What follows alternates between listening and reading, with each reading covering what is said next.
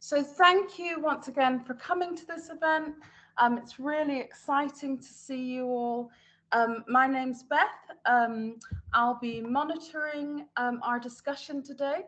I work for Children in All Policies, or CAP 2030 for short. We are based at UCL in London, but we work through global partners, and really our aim is to ensure that children's well-being and health is at the heart of all policies. And one of the areas that we're really concerned about, because of the impact it has on children and young people, is harmful commercial marketing, and that is the topic of our discussion today. So this is mostly a discussion. We've got hopefully four amazing young people who are interested and care and are going to tell us about their experiences and their ideas. So I'm really excited to hear from them. We'll start with just a quick introduction, saying hello and where we're all based. I'll then just give a very brief overview of what we're talking about, what harmful commercial marketing to children is, and we'll watch a fun video that was made by a group of young people who are also concerned about this issue. And then we'll go into the panel discussion. And I've got 3 questions for our young people and then our presenters, and then we'll open it up for questions. So please add questions into the chat as we go along, and we'll come to those at the end. So if we could start by just saying hello, and we also, if Kenneth could say hello, because he has organized this event with us. So Kenneth, can you say hello and a little bit about yourself to begin with? And then we'll come to our presenters. Oh, sure. Well, first of all, thank you for CAP 2030 for co-organizing this event with KIDSforSDGs. Frankly, I think as we continue our path towards global recovery, it is very important that youth and mental health and physical health and well-being are at the forefront. So through the work we do at the World Economic Forum, as well as various UN agencies, our community, including the wonderful youth you hear from very soon on this call, honestly just want a better voice, right? They want to be heard, and there's no better platform than CAP 2030, which works with UCL, the Lancet, UNICEF, WHO, and so many wonderful organizations to bring this forward. So once again, thank you so much for tuning in, and we hope we can all work collaboratively together. Thank you, Bethany. Thank you very much. Yeah, and thank you so much for organizing this with us. And then if for our presenters, if you could just say your name and where you are, and then we'll hear more later on, but just a quick introduction first. Natalie, would you like to say hello? Hi, I'm Natalie. I'm from Hong Kong, China. So it's a pleasure to be speaking on this panel, and I look forward to hearing from everyone. Yeah. Thank you. Lovely to have you. Kamari, can you say hello? I think we're having a little bit. Yeah.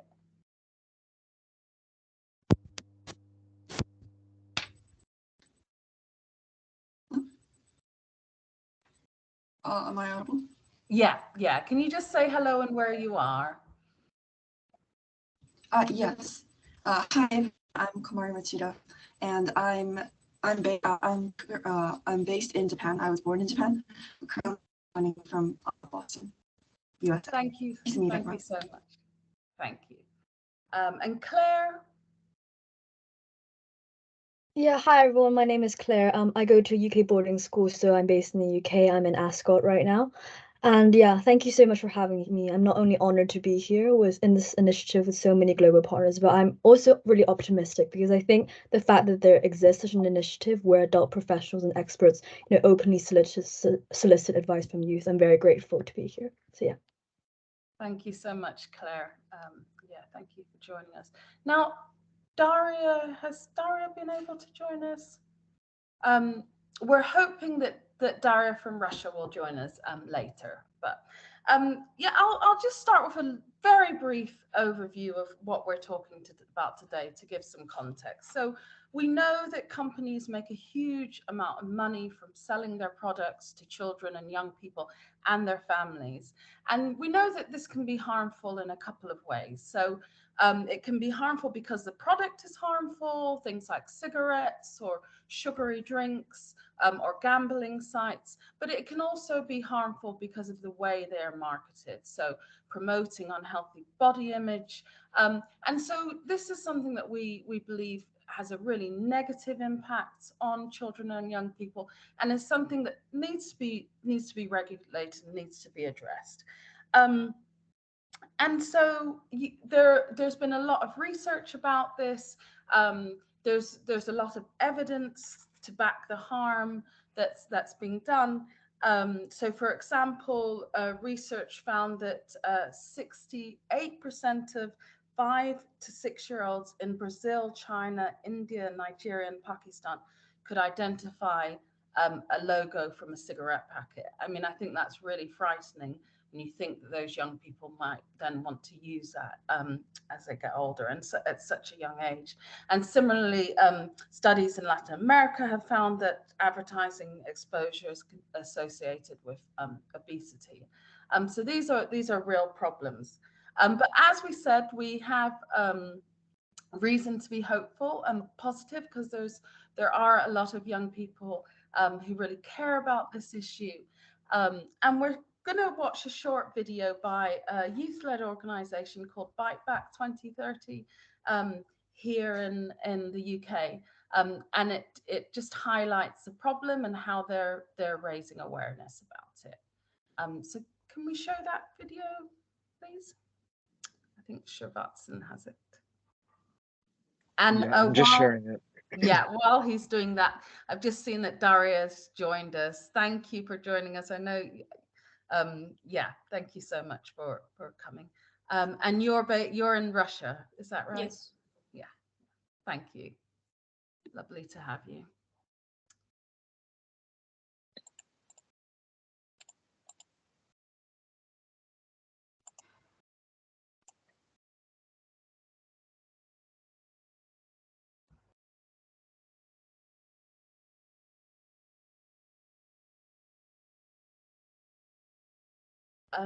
I can't hear it. 1 second. Yeah, so it's a bit of a function of Teams that you have to.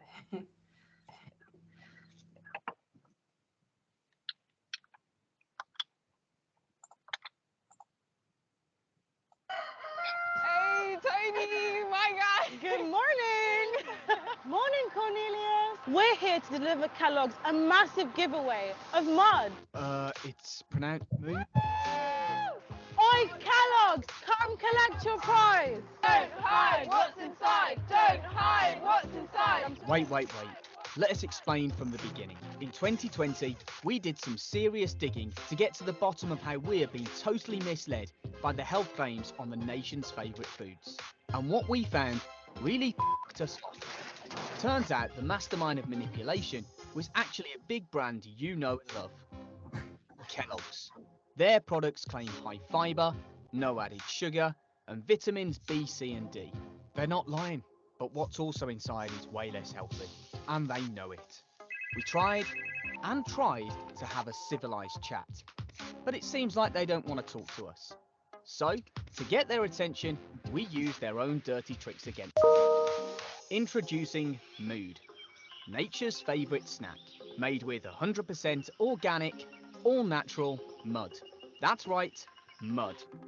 Surprised we're allowed to say that? Well, health claims are clever like that. They can be super misleading as long as they're technically true. Look here, this is Kellogg's. This is Mood. But surely the public wouldn't buy mud, would they? We're here in Borough Market to find out what the public think about our new product, Mood. Let's go.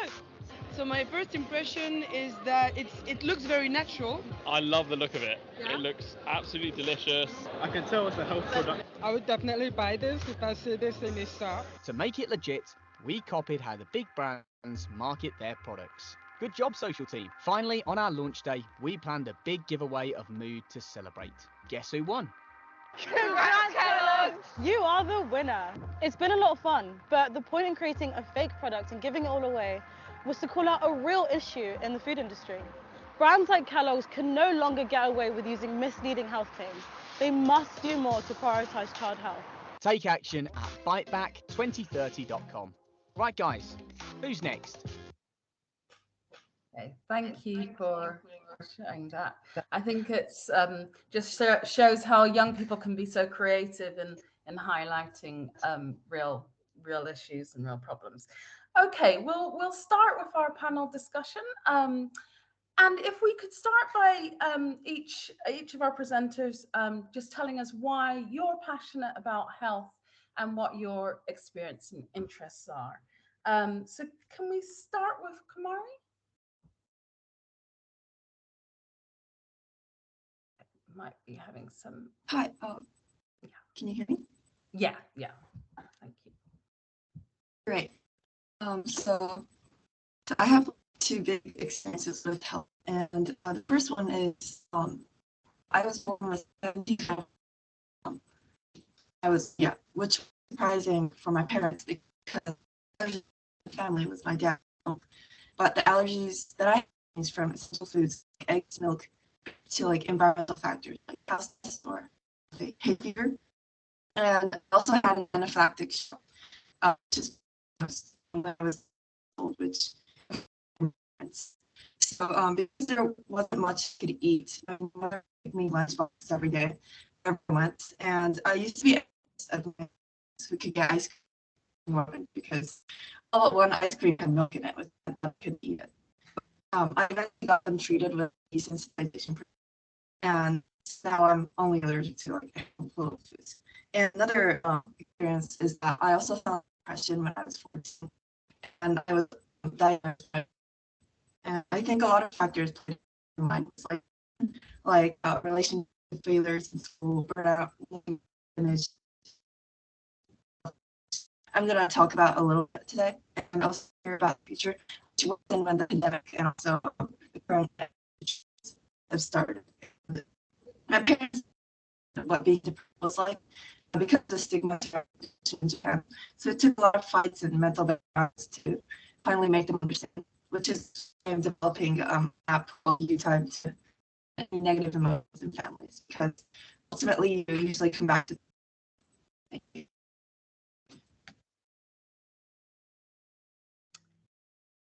you. Thank you so much for sharing.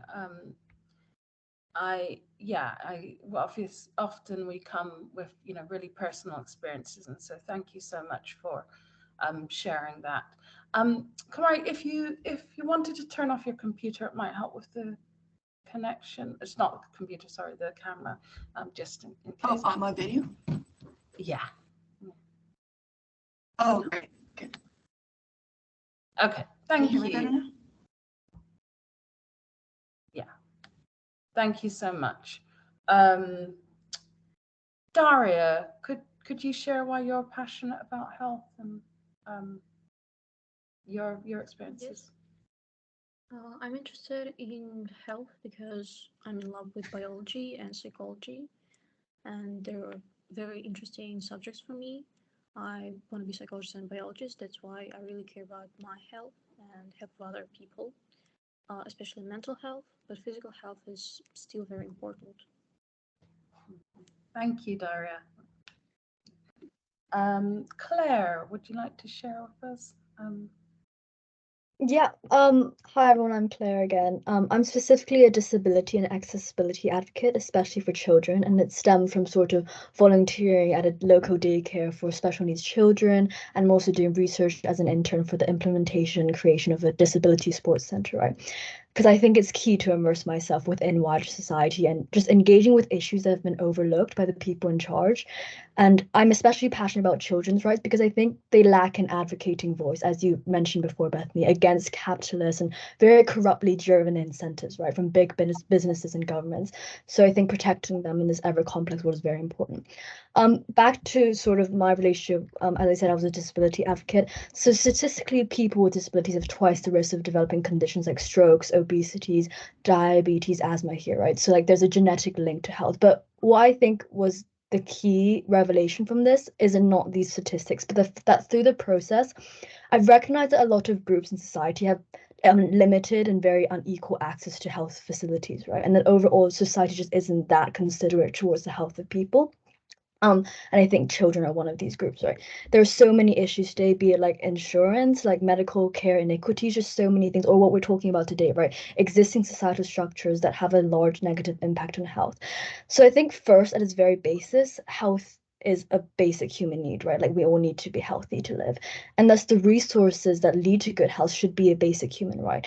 But we're seeing the exact opposite of that in society, where like businesses and governments and its frameworks are actively discarding the health interests of people, but specifically children, at the expense of monetary gain. So I just think this is just very wrong. I think it needs to be addressed. And I also think back to the point about health or mental health, there are many overlaps between like mental health and real health. Like for example, like EDs, like eating disorders or like depression has a very significant effect on one's actual physical well-being, right? And there's also a lot, it's very nuanced in the sense there's a lot of overlap between like teenage culture, like how economically well off you are. I think there are a lot of nuances to it. So I'm really excited to discuss, how we can best implement structures in society to promote and protect children's health. Yeah, thank you, Claire. I think you've raised really important points there. Lastly, Natalie, would you like to tell us about your experiences and why you're passionate about health? Yeah, of course. So I'm very passionate about the issue of health, especially the health of children and young adults, because I have also personally encountered my share of health issues. I think Kamari also mentioned something similar. But yeah, the personal experiences that I had, especially with severe scoliosis, which impacted my physical and mental health, really had a effect on me. I underwent major back surgery, and I'm currently working with the HKSAS as well as school nurses all over Hong Kong to raise awareness and provide screenings for children and teens. Like Claire said, mental health and physical health are extremely intertwined. So, yeah, I definitely think that since I've experienced the importance of health in leading a happy and fulfilling life firsthand, I would want to make sure all children have access to happy, healthy, and full lives as well. And sometimes businesses, manufacturers, and advertisers can sort of prioritize profit margins over this. So I'm excited to discuss this issue as well. Thank you so much, Natalie. Yeah, it's so great to have you all with us and such a wide variety of experiences. So our second question is, can you give an example of harmful marketing that you've seen in the country where you live? And how does that impact you or the people around you? Can we start with Daria, please? Yes. Thank you. So, from observing my peers in Russia, I can say that video games can cause problems with health, such as vision problems, issues with back and posture. In this case, if a child who plays and loves these games also eats junk food, that is the second problem, it can add even more new problems with the stomach, liver, increase the risk of obesity. It is very common that children would only sit in front of a computer and would not have any other physical activities due to both video games and junk food consumption. Something like this. Also, talking about mental health, video games could increase irritability, distractibility, and inability to concrete. These problems will worsen over time and impact youth ability to perform in school or do jobs in the future. Thank you. Yeah, those are really important points. Claire, can you give us an example and how it impacts? Yeah, I have a few, but just the first one, like I just think this is a very effective anecdote because it's probably most of the people here know about it, or like maybe you don't, but I just think it's very effective because of how big the company is. I want to talk about Diet Coke, right? Because under the guise of less sugar, the reason it's cheaper is because it doesn't have sugar in it. I think it has artificial sweeteners, right? It's substituted with like these chemicals called aspartame and acesulfame potassium. I can't even pronounce it. And this is probably one of the most mainstream examples of harmful commercial marketing, but I just want to talk about it because I personally only knew about this like what, a month or two ago. And I think obviously these like chemicals have very negative health impacts like breathlessness, racing heartbeat, and I'm sure a load of other health issues that I won't go into deeply about. And obviously in small doses, like it's healthy, right? But I've seen at school where, you know, a lot of my friends are, I would say, basically addicted to Diet Coke, right? You have 3 cans, they have 3 cans a day, right? And it's very harmful. And I think the fact that it's being like, I think it's a prime example of how mainstream large corporations are able to hack these legal and governmental policies, right, with extremely strategic marketing, almost like brainwashing. And I think another key nuance about this, which I mentioned before, I want to talk about is like the specific and like disproportionate impact it has on economically inferior groups in society, right? From the get-go, they already like lack as like, you know, the same finances for like very rich organic products, right? And they tend to substitute with fast food or like unhealthy products. But with these targeted ads, combined with the lack of knowledge that even like I would hopefully consider myself quite educated didn't know about until 1 or 2 months ago, right? I think it further perpetuates this culture of like fast food. And I appreciate that like commercial marketing isn't the only reason for fast food culture, right? Like I'm saying, like even if we banned all commercial marketing, people would still like consume fast food. But I do think as a reciprocal structure, right? Like the more harmful commercial marketing, the more it reinforces this teenage culture for like about fast food and stuff. And I want to go into that a little bit more if we have time. But yeah, that was my first example. That's great, thank you. Yeah, it's really important. And that reminds me of the video, right? That you can make these claims, and if they're technically true, that, you know, but it doesn't show the wider picture. Yeah, thank you. Natalie, would you like to share an example? Yeah, so this is actually something that maybe doesn't impact me actively right now, but it did impact me when I was a lot younger. So in Hong Kong specifically, there's a very aggressive marketing of baby formula and like breast milk substitutes. And so there's a drastically low rate of breastfeeding, which is actually healthier, cheaper, and linked to lower obesity rates as well as higher intelligence. So many of these advertisements, I see them almost every day on TV, like in the subway, there are like ads, there are, as well as like on the packaging itself. They always, or they usually claim that their products will increase the baby's intelligence. There's actually a very commonplace brand that I see a lot called Smart Baby, which is very upfront about that.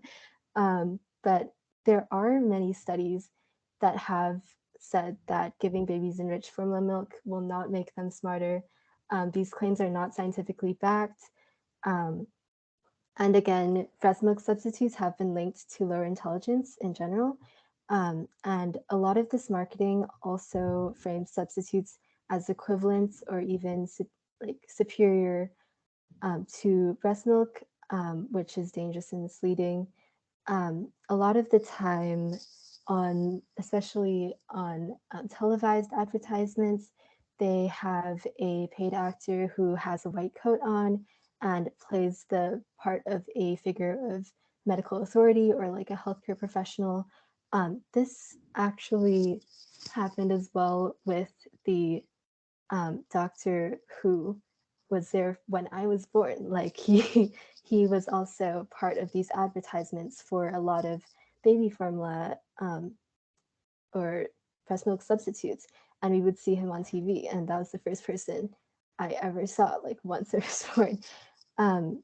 And this makes me really feel misled. I feel like a lot of this advertising is extremely misleading because of all the messaging that this will make your baby more intelligent than all the other babies, or that a lot of medical professionals endorse this. Um, I think that can be really, really harmful because these formulas are highly processed products that are being fed to really young children and infants almost since their birth. So that's something that I noticed. But yeah, there's a lot of examples. Yeah, no, that's a really good one. I mean, they're all great, but yeah, and it's something we have partners who have done a lot of research on this, and yeah, there's some really harmful practices around marketing.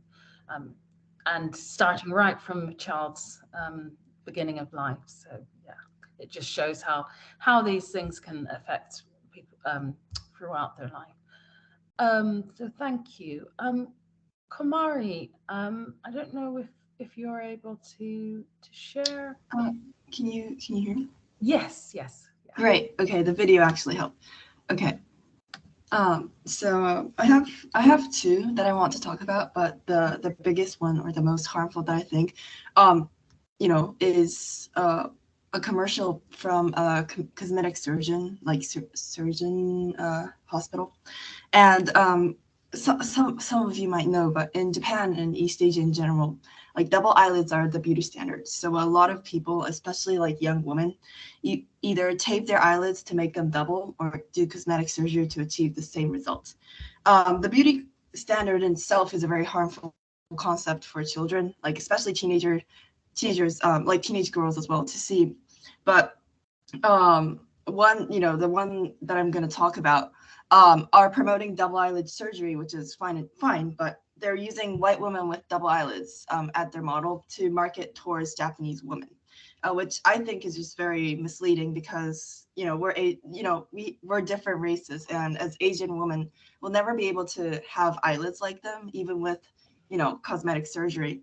And that's because in Japan, Western features like big eyes are idolized. So like teenagers actually see this and try to get do facial exercises to make their eyelids double, or when they grow up, when they hit the age 18 and when they can legally get cosmetic surgery by themselves, they start getting them, and they can't stop getting them, because the cosmetic surgeons actually, when you go to their office, they start pinpointing what you could change. So from a young age, I think that fosters insecurities in young people, and when they grow up, then that also leads and when they start getting cosmetic surgery, that also leads to very low self-esteem, which can cause mental illnesses like depression.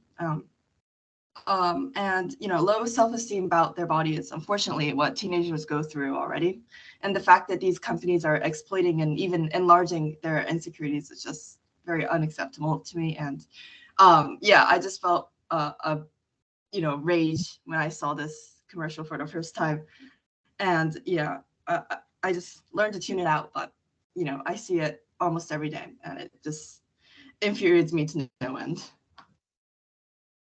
Yeah, thank you for sharing that. I was really, shocked actually to hear that even exists. And as you say, I mean, just so wrong at so many different levels, and can be so detrimental to particularly women, I think, and girls.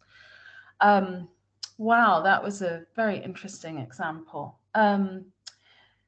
So I think we've explored some really powerful examples of what companies are doing that is harmful.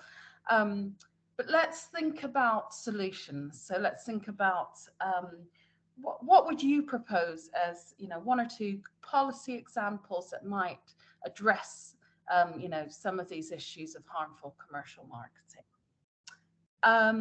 Can we start with Claire? Yeah, so I think one of the key things about specifically harmful commercial marketing towards children that maybe hasn't been addressed as much so far today is the presence of social media, right? It's the presence of gamified ads and whatever. And while doing research for this, I did see a lot of statistics about, I think it was like how like 43 to 45% of children in the UK from like ridiculous ages from 4 to 8 years old had a tablet or like were like present on social media, right? And I think there lacks a lot of regulations right now on these media programs because content creators are self-regulating versus like TV. Even though we do see a lot of harmful commercial media on TV, there are at least some sort of governmental regulations sort of in place. I think we do need to like address the issue of social media regulating, and we need to find the fine balance between like preserving freedom of speech and expression, but also really protecting the stakeholders who are vulnerable, right, children. So I'm not exactly sure, like I don't have a 10-page plan of how we would implement this, but I do think there should be maybe like Facebook or Meta needs to have these like departments within their like governing bodies of regulating ads and like taking down or like trying to like decrease the percentage of them which are targeting tobacco, marijuana, like harmful food products, stuff like that. And I think because it's been attempted to do the same in like TV.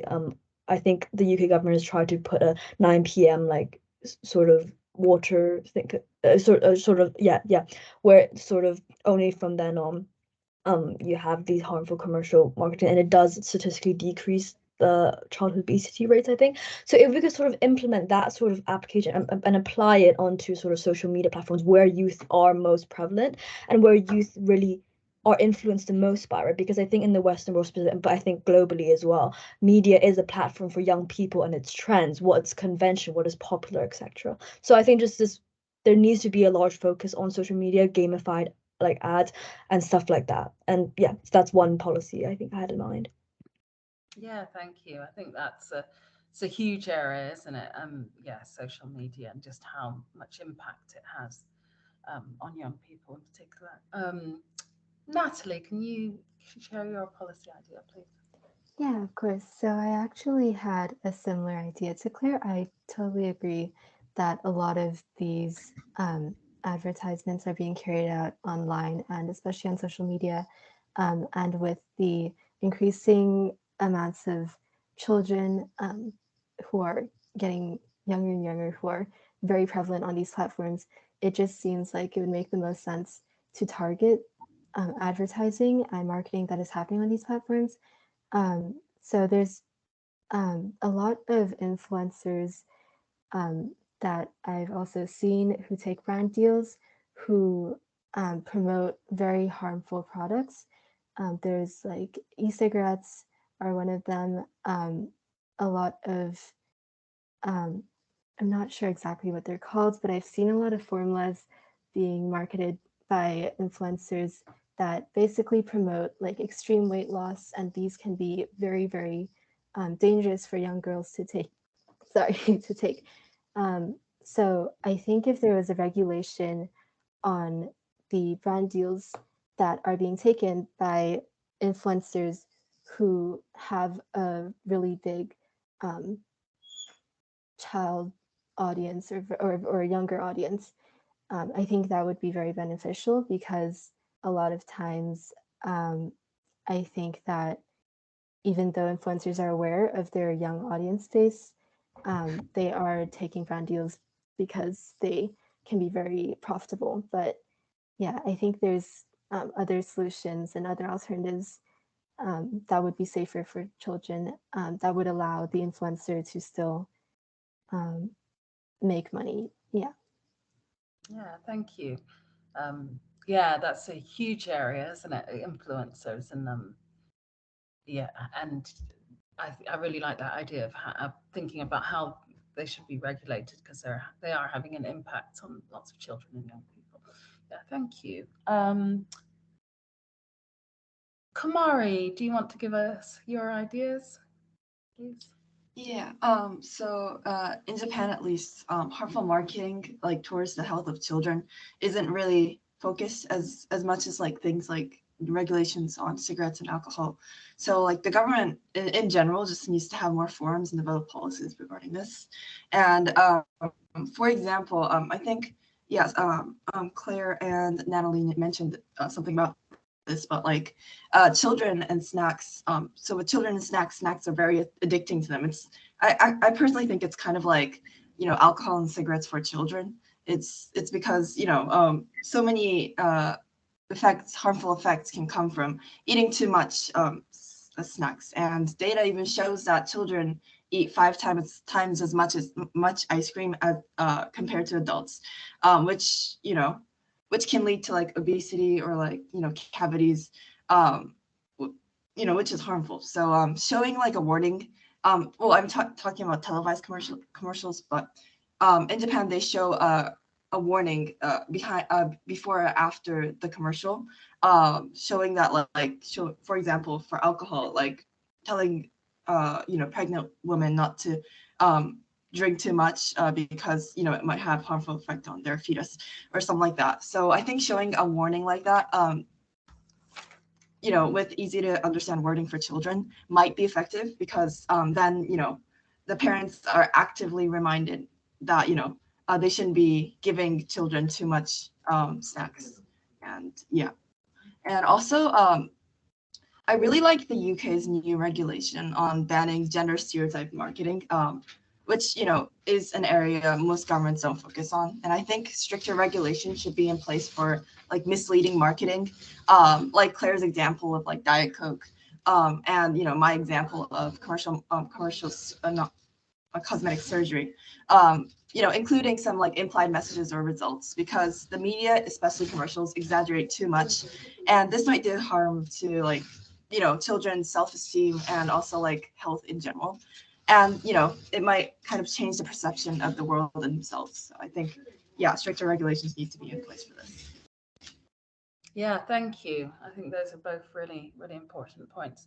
So having more warnings, and also how things are marketed, and the sort of gender implications. That's really, really important. Daria, can you please share your ideas with us? Yes, I can see that. A policy that I would implement is that advertisements for video games on television should be restricted or verified in a very safety way, because it should not be just like, this is very bad and you should not take it or eat this. You should not play this or not, but more with the argumentation, really statement. For junk food, more persuasive and positive marketing campaigns on the importance of good eating habits can be shared through national or schools channels to indirectly tackle the issue of junk food overconsumption. And also I support the idea that girls said before, that social media is really good way to prevent obesity and problems with health, not only mental health, but especially it, and also physical health. Talk about junk food, obesity, and problems with your stomach, liver, and all that. Great, thank you. Yeah, those are all really great ideas, and lots of food for thought there. Before we open it up to, I'm sure lots of people have questions. I know I have lots of questions for you, but is there anything else you wanted to add, or you felt that you'd like to say? Claire. Yeah, so I think just now when we're talking about junk food and sort of children, I think it's important to realize that, like, obviously there are different types of children, like we have adolescents, teenage, but I think when it's specifically talking about young children, like for example, people from the age of 4 and 8, it's not just commercial marketing towards children. We also have to understand that the people who are buying them these snacks are adults, right? Like they don't just have £30 to go out to the nearest Tesco's and buy a big bottle of Diet Coke. So I think while we do need specialized policies against like social media marketing, it's also important to increase awareness overall, right? Like for example, like I think while simultaneously having these health programs in schools, we do need to increase overall societal awareness about these issues, right? So I think we should sort of broaden it out to adults as well, because they are in fact the people who are influencing these children's thoughts. And as I mentioned before, I think culture plays a big part in this. And I also think it doesn't always have to be revolutionary, these policies. We can, like, the policies that I want to go through can just be policies that are stuck in government, right? Because we see a lot of things where governments like attempt to sort of have these policies but backtrack because of political polarization. There's a big lack of political accountability just here in the UK with the Tories and almost most of the political parties, right? So for example, like the UK government, they had a big like new strategy towards like obesity and childhood obesity, but obviously it backtracked. There are a lot of these issues, right? I think just overall making governments know that there's someone who's holding them accountable. They need to perform. And on the other side, to businesses as well. There was a survey which sort of said that voluntary sort of actions from businesses to promote better health options wasn't really working, because obviously they are more concerned about their own monetary and financial gain, right? So sticks instead of carrots. And I'm very happy to use sticks instead of carrots when it comes to these big businesses that are exploiting people and, making money off people's backs. So I think it's perfectly reasonable for us to have like to implement policies that make sure that they do these healthy options, because it is possible marketing. It's just that they will lose some profit, which I'm perfectly happy with. And I think having a strict stance with these, be it like policies or like sort of maybe higher taxes, stuff like that. I think businesses need to know that they're being held accountable, like from the bite back action thing. So yeah, I think it will be a nuance of very many lateral policies. We have stuff on social media, we have stuff that target children, we have stuff that target adults. And I think only when we have a 3D, like really, really a live plan and proposal to attack this issue from all accounts will it work. Yeah, great. No, thank you. I think that's, yeah, really important reminder that there's just not one fits all. You know, there's lots of things that need to be done, and raising awareness and as well as holding governments to account is so important, and companies. Thank you. Natalie, would you like to add? Yes, I definitely agree. It needs to be something that's tackled on all accounts. Claire also mentioned enforcement, which I think is very, very important, because I do agree in Hong Kong, at least, there are a lot of laws already in place, or like guidelines or things like that, but some of them are voluntary. For example, tying back to my specific example of baby formula, there are guidelines, but they're fully voluntary and not enforced at all. So I think that if we just took some of the regulations that we already have and enforce them, that could be very effective. And you can see bans that have been fully enforced do yield very good results. Claire also mentioned the overall public awareness of this, and I agree as well. There's also sort of government campaigns that air on TV in Hong Kong about the dangers of drugs and alcohol. And I think those can be very helpful and educational. And they can also be moved onto social media as well, where there's sort of this unchallenged marketing of dangerous things. So if there could be resources that were invested in a counter movement where it was more educational and showing the dangerous side of all of these things in a way that was comprehensive and easily accessible to children, I think that could be very effective. Great, no, thank you. Kumari, yeah. I think you're on mute, yeah. Oh, yeah, can you hear me? So I think all the examples that I gave today are televised commercials, because I think it's really hard to enforce regulations on social media, which the government should start taking action on, because I don't think they've done enough to actually enforce laws surrounding social media ads, because anyone can post ads and they won't check if it's appropriate for children or not, because all they care about is pretty much profit.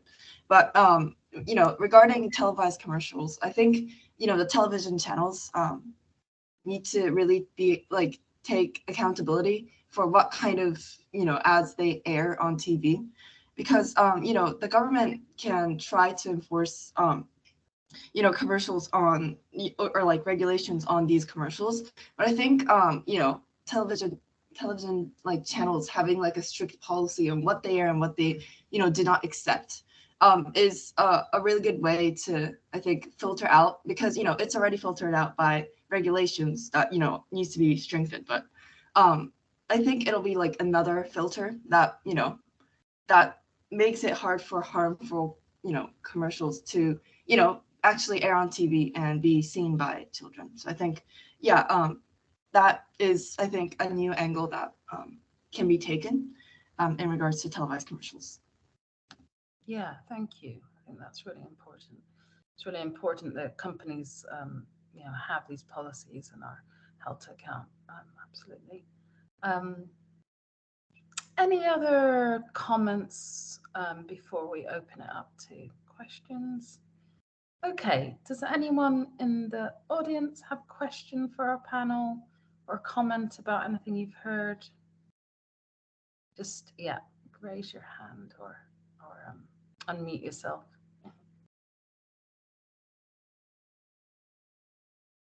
Yeah, Tobiat?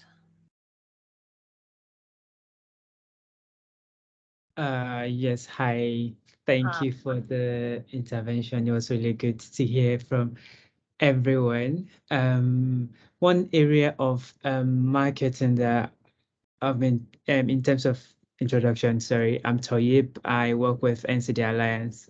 It's a global organization looking at non-communicable diseases prevention and management.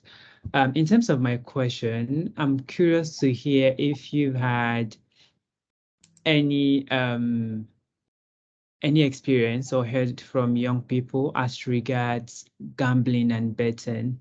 It just seems like a really new area where commercial players are going into, especially noting that young people have interest in sports and physical activity. So just keen to see how you see that. Thank you.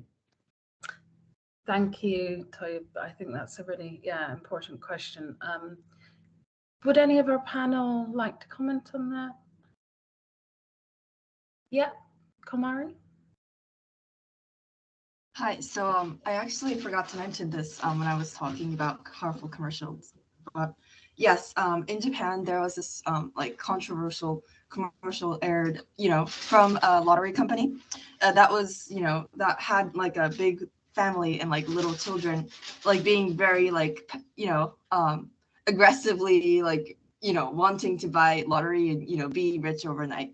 And I'm pretty sure because I bought like lottery tickets before, and I'm not, when I was like 12, and I'm not sure if that's actually allowed in Japan. But the commercial showed little children like being very enthusiastic to buy these commercial tickets. And also there's another one, which is kind of rising in popularity, and it's like boat racing, and they bet, on it's kind of like horseback riding. I'm not sure if it's a thing, but in Japan, like they bet on horses and which horse finishes first, and that's pretty much the same thing. But yeah, they're like airing those commercials at like times when children's little favorite shows are airing, which is I think is not a coincidence. But yeah, there are definitely a lot of examples regarding like betting and yeah, just overall that in Japan, and I think it needs to be like very strictly monitored because yeah, children it's really easy to convince children that these like overnight being rich overnight is real, but usually it's a very rare occasion. So yeah. Yeah, thank you. I think that is a really important point, and it's addictive as well, isn't it? So it's something, if you start young, and companies know this, it's something you're likely to do for the rest of your life. People actually keep buying it every month because I used to want to do the same, like buy it every month and hope that it would give me something. But yeah, I'm fortunate that my parents just stopped me from doing that. Yeah, thank you. Natalie, did you come on? Yeah, thank you for your question. I think it was about if we had personal experiences or if we knew of others who had experiences like that. I do think that, at least for me, a lot of things like that are gambling adjacent, maybe it's not like going to a casino and gambling, but for kids and teenagers, there's a lot of mobile game ads, and a lot of these games can have like structures that are very similar to gambling, or they sort of gamify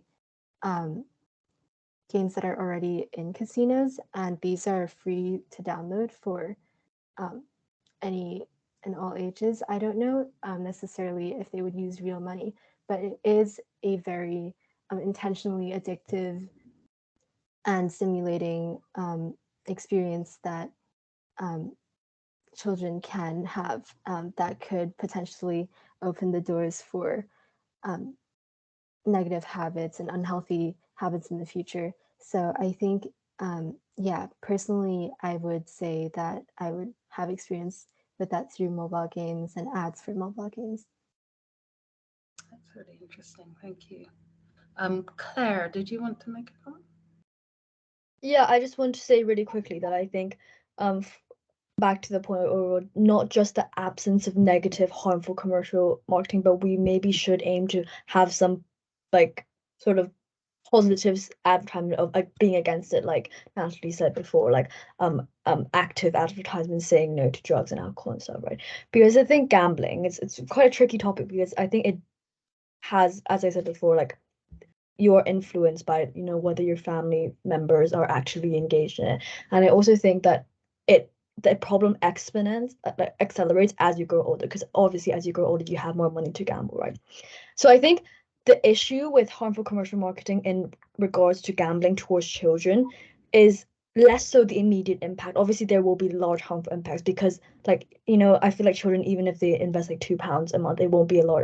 I think it is a trickle on long-term consequences into your 30s, into your 40s, that perpetuates the cycle of like gambling and stuff like that, right? So I think aside from like the absence of these very harmful commercial marketing, we should have positive advertising against it, and also just have like education programs, right? Like I don't think this was mentioned, just social welfare like education programs within school or just overall in society that you know educate people about the badness of this, because I think it's a cultural and embedded problem. And I think we need to use these sort of methods to prevent it.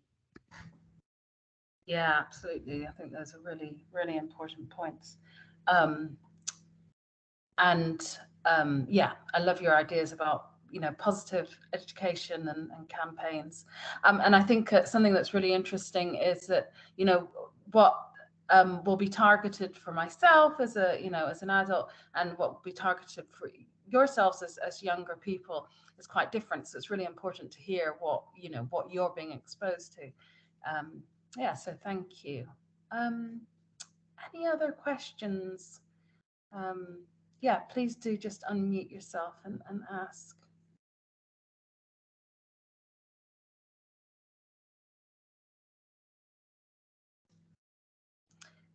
Okay, well, I have a question, and it's sort of related to that point, that how much, you know, you're obviously all very aware, very concerned.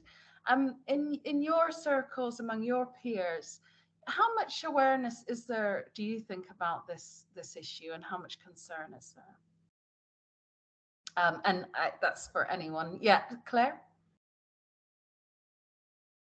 I genuinely believe that within my there's close to none awareness about it, because I think a lot of like I think people are aware of these issues. They're aware of obesity, childhood obesity. They're aware of like tobacco and like alcohol misuse, but I don't think they are aware in which the means in which they're subconsciously being, you know, manipulated through like these ads or whatever.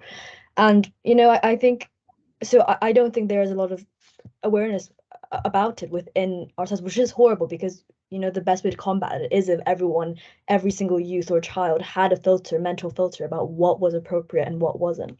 And I think also, as you said before, is they can be very manipulative and very strategically targeted towards children. Like I didn't get around to this example before, but this was in 2013, and it was a US ad about like Heidi Klum with a burger as Mrs. Robinson, and it was a very sexualized ad. She was in a tight black skirt. She seduces a man with a burger and, you know, her body basically. And I know it's a very extreme example, but I think in my school where I've seen with the culture, there's a large culture of eating disorders, of like maybe self-harm, or there's a lot of insecurities. And I think if you see such a, you know, sort of perfect woman, or like these people that you sort of want, like toxically want to aspire to with these products, it, you know, it just doesn't help. And I think like I've seen a lot of example where like my friends, when they, or like hearing that when they had an eating disorder, they would skip a meal to have a hot chocolate or have a packet of crisps. So it's stuff like that. I think there is little to no awareness about it. So I think there does need to be some. Yeah. Right. Thank you, Claire. Natalie? Yeah, I agree that there's a very limited awareness around this. There are, as of recently, I believe, in some places, like at my school, I'm very fortunate that we have sessions where we're sort of taught to like critically assess media, but that is centered around like, while we were doing research, what is the intention behind everything that we are reading and we are seeing. I think that's very important in mitigating this problem. I also think that a lot of times each problem is sort of seen or tackled on an individual basis. For example, obesity, like if there's an individual who is overweight, it's never talked about as sort of what caused this on a wider scale, and how did the messaging and how did manufacturers and advertisers perpetuate this. It's mostly like, oh, as an individual, you could do more exercise on a day-to-day basis, or you could eat in a certain way, and that wouldn't be able to tackle the roots of the problem as effectively. So I think that's the way that we usually view these things. So there's limited awareness. Yeah. No, thank you. I think that's really important. Yeah, so blaming individuals just feeds into problems of mental health and poor image and things that we've been talking about. Kamari, would you like to add? Yeah, so I agree with like both Claire and Natalie, and that like in my surroundings, I think there's like almost none, like no awareness regarding harmful marketing and even marketing in general, because these harmful, like these companies that use harmful marketing to children are very sneaky, and they try to slip in, like they try very like strategic wording to make sure that people don't realize that they're being manipulated or like they're being misled. So I think yeah, a lot of people don't pay attention enough, and I think like there was this the one example about the cosmetic surgery that I really did not like, but other stuff you really need to dig deeper in order to like understand and like identify what kind of commercials are harmful, and also because a lot of it's not an excuse, but in Japan, like people are just very busy, and like they don't like they watch these commercials, but they don't have like they don't have enough energy to kind of go deeper or like think how harmful that is. So I think it's just this problem with society in general, but also just the strategic and stealthy marketing that a lot of companies use that make people just not be aware of these manipulations. Yeah, thank you. Yeah, and it's right at 12, so unfortunately we'll have to end the conversation, but I've personally found it really fascinating. So thank you so much to our presenters. I've learned so much. And yeah, we hope to continue this conversation. As you've all said, awareness and holding people to account is so important. So hopefully we'll continue to do that through these discussions. So thank you. Yeah, thank you very much. We'll end the session here. Thank you, everyone. Thank you. Thank you.